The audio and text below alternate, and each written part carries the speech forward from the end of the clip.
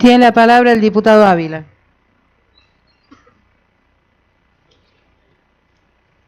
Muchas gracias, señora presidenta. Al final ya prácticamente de la jornada, y una sola cosa que me queda claro y que nadie en este recinto sabe cuál va a ser la característica de los fideicomisos, porque estamos delegando facultades al Poder Ejecutivo, o mejor dicho, los que levanten la mano a favor están delegando facultades a favor del Poder Ejecutivo para que él defina el modelo de fideicomiso que va a imponer. Si va a tener participación la oposición y una serie de cosas más que se tendrían que haber definido en el tratamiento de este proyecto. De todo modo, considero que la discusión es válida. Soy respetuoso de los apasionamientos y de las posiciones personales, partidarias y de todas las visiones que se han escuchado en el día de hoy en el recinto. Creo que todos expresamos de alguna manera verdades relativas, pero el peronismo de Catamarca, del cual me ha tocado militar desde el año 83 hasta el año 2015, del cual he tenido la suerte de ser presidente de la Juventud Peronista, congresal nacional, congresal provincial e inclusive en algún momento hasta presidente del Partido Justicialista, en los 20 años de ostracismo que tuvo, planteó claramente que la política minera del Frente Cívico era sinónimo de saqueo y contaminación, y que una vez llegado al poder iba a ser otra la política minera que se iba a implementar, para bien. Quien precisamente era el jefe de los equipos técnicos y profesionales del Partido Justicialista y que ha firmado la propuesta del año 2007, la del 2011, era el licenciado Raúl Alejandro Jalil, hoy gobernador de la provincia de Catamarca. Tengo en mis manos cuando se planteaban las políticas ambientales que se desarrollarían y los controles mismos que se iban a desarrollar cuando en aquel momento, cuando en el caso de llegar al gobierno. Lamentablemente tenemos que decir que si a las empresas mineras extranjeras le obteníamos el 14% desde la provincia de Catamarca, por favor, presidenta, silencio. Si a las empresas mineras extranjeras que explotaba el principal yacimiento, que era Bajo la Lumbrera, le obteníamos 12 puntos para el ente IMAT y 2 para la provincia, es decir, le sacábamos 14 puntos, hoy tan solo le podemos sacar 3,5. También podemos decir que se ha ido de alguna manera avasallando a la voluntad soberana que tienen las comunidades de decidir si quieren o no quieren esta actividad minera. Esto se ve claramente en Andalgalá, a donde las máquinas están en el cerro sin la voluntad del pueblo, a donde hay una ordenanza que, si bien ha sido desconocida por la Suprema Corte de Justicia de la provincia, todavía no ha tomado la decisión la Suprema Corte de Justicia de la Nación. También hemos visto la falta de respeto a los pueblos originarios. Los pueblos originarios tienen derechos ancestrales sobre los territorios donde están los yacimientos y constitucionalmente tienen reconocimiento. ¿En qué momento los pueblos originarios, collas, atacameños de Antofagasta La Sierra, han sido consultados para saber si quieren o no quieren que se lleve adelante el emprendimiento del Aiben, a quien se le ha concedido el agua del río Trapiche y que se ha secado todo ese humedal, ese espacio verde, produciendo un verdadero ecocidio en toda esa vega de más de 7.000 kilómetros cuadrados? ¿A dónde está la policía ambiental, la policía minera? ¿A dónde está la Secretaría o el Ministerio de Trabajo? Hace pocos días estallaba un conflicto sindical de los trabajadores de la construcción reclamando mejoras salariales porque no estaban cobrando lo que establecía el convenio. Esos trabajadores elegían 2 delegados que venían acá a la ciudad, al Ministerio de Trabajo, y no fueron recibidos en la DIL ni por el Ministro de Trabajo ni por la Ministra de Trabajo. Fueron por mi oficina y me dejaron acá el petitorio. Si ustedes vieran los que reclaman, no son cosas estrafalarias, imposibles de cumplir por parte de empresas contratistas de las cuales la empresa Galaxy es subsidiariamente responsable. Entonces, hay muchas facetas de la política minera que se han empeorado. Son menos los recursos que obtenemos de las empresas extranjeras. No controlamos lo que sucede en el medio ambiente. Bueno, en Bajo la Lumbrera, claramente la Cámara Federal de Tucumán ha dicho que ha dejado pasivo ambiental, o como dice Machado Arauz, activos contaminantes. Entonces no todo es color de rosa y no todo es transable por fuentes de trabajo. Por supuesto que la minería tiene que dejarnos fuentes de trabajo, es obvio. Lo mínimo que podemos decir es que volvamos al sistema de la mitad y la encomienda como explotaba la riqueza minera en la época de la colonia, no. Tiene que dejar trabajo, pero el trabajo tiene que ser digno. Yo creo que no va a haber solución, señora presidenta, ni va a haber licencia social, mientras desde la provincia no se corrija, se controle y se intervenga directamente y se prohíba definitivamente la intermediación de las famosas subcontratistas que no ponen a sus trabajadores bajo los convenios de AOMA o bajo los convenios de los trabajadores de la construcción.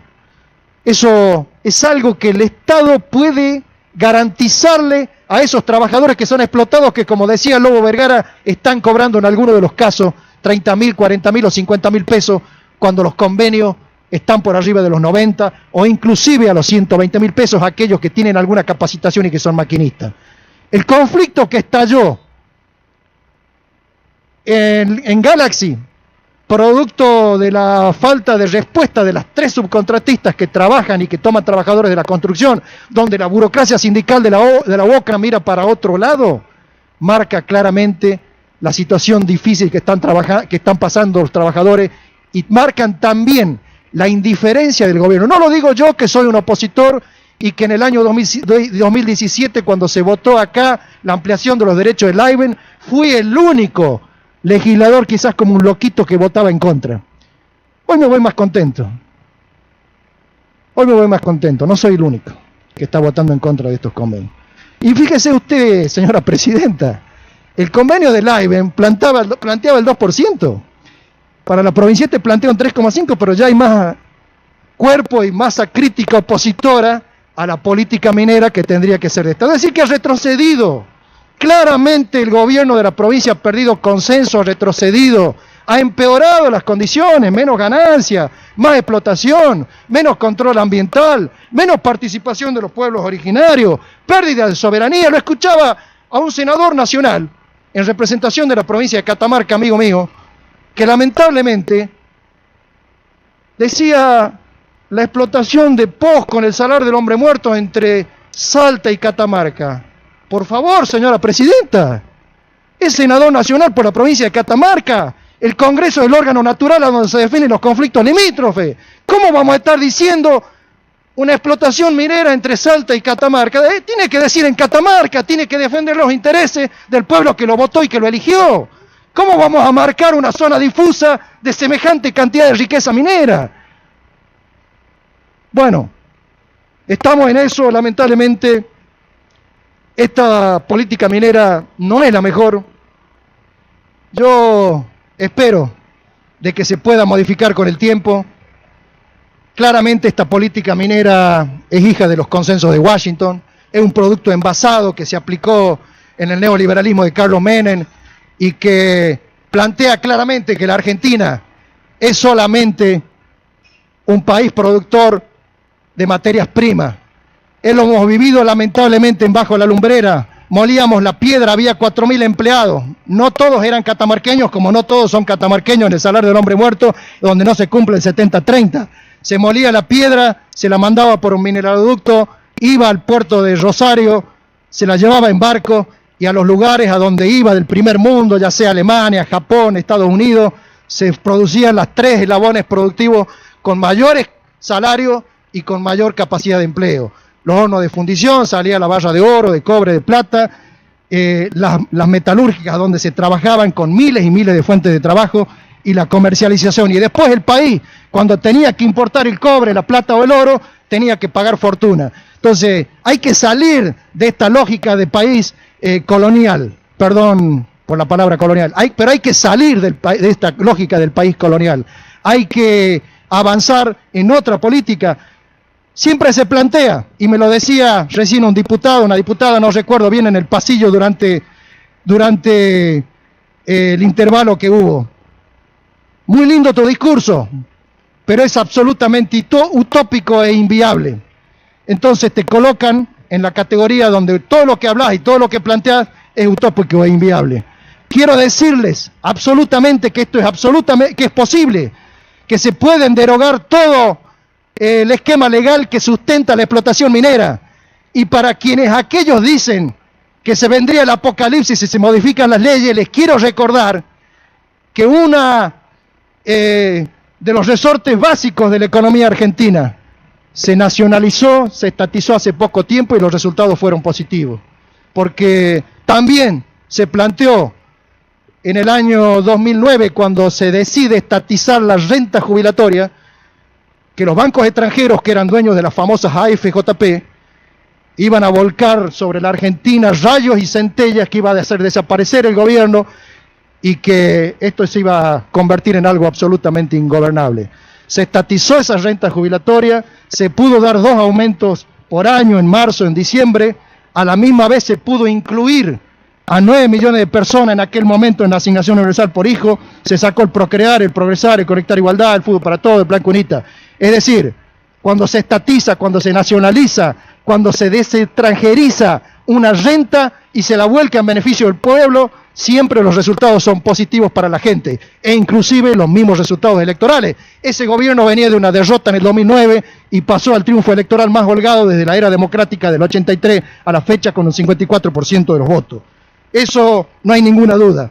Nosotros desde el peronismo siempre hemos hablado de la distribución de la riqueza, de la nacionalización de la renta, y estamos siempre en contra de la concentración de la misma. ¿Cómo puede ser que justifiquemos hoy un voto positivo si esto que le concentra el 96% de nuestra riqueza de litio a 2 multinacionales, lógicamente genera la desposesión de los 420.000 habitantes de ese 96,5%. No podemos después decir que nosotros estamos a favor de la distribución de la riqueza, que estamos en contra de la concentración de la misma, cuando votamos leyes que van en un sentido contrario. Nada más, señora presidenta. Le agradezco mucho la posibilidad de haber hablado en el momento que pedí en esta oportunidad. Muchas gracias.